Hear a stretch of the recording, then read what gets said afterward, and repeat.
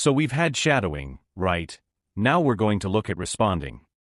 What is responding? Well, put very, very simply, responding is, you hear a question, you get an idea, you give an answer, you respond. The biggest problem students have is that they practice, they take a question, they know the question, they've prepared it, and they practice giving answers. Right, what happens in the exam? Well, surprise, surprise, in part 3, you get strange questions you weren't ready for. What do you think of globalization? And what do you do? Well, first of all, have something to say about globalization, right? Make sure you've done a bit of research on the topics, get some ideas.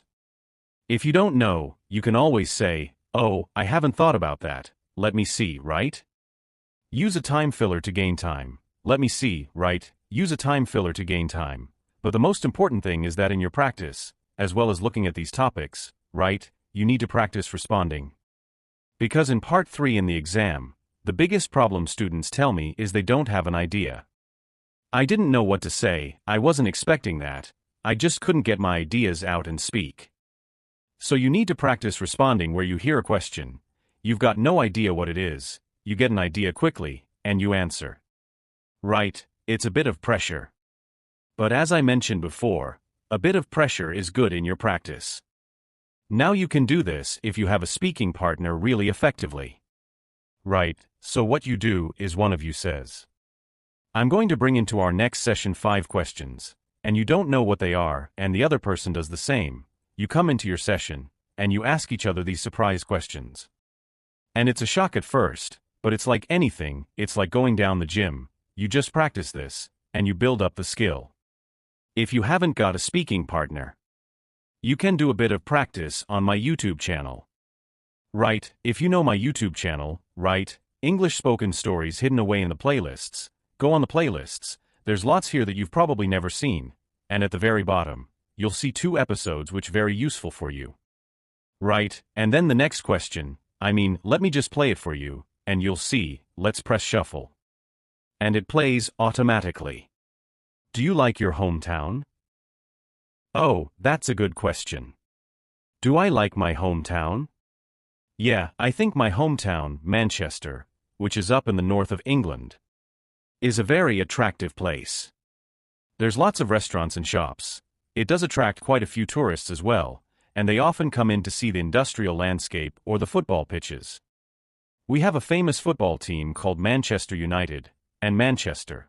Do tourists like to visit your hometown? Yeah, there are quite a lot of tourists who come to visit my hometown.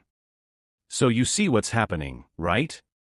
It's just automatically asking me the next question, and I practice responding because I don't know what the questions are because it's shuffle, random. So you can practice that, you can also make your own, right? Set up your own YouTube channel, don't worry about people finding it, they rarely do, and you just put some questions up with a gap for the answer. And then shuffle, and Bob's your uncle, fantastic. That's it, the next suggestion is, describe what you are doing. And I know a lot of teachers suggest this as a way of thinking in English. Right, so when you're out and about, when you're out and about maybe in the park, and you're seeing different things, you describe what you see.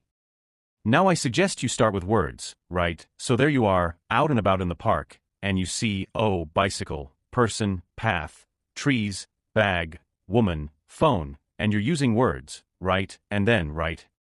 As you're walking around the park, you make collocations, little chunks of language, right, riding a bike, a long path, a cluster of trees, the woman glued to her phone, picnic, having a picnic, maybe, right, and then you go on to make sentences. Okay.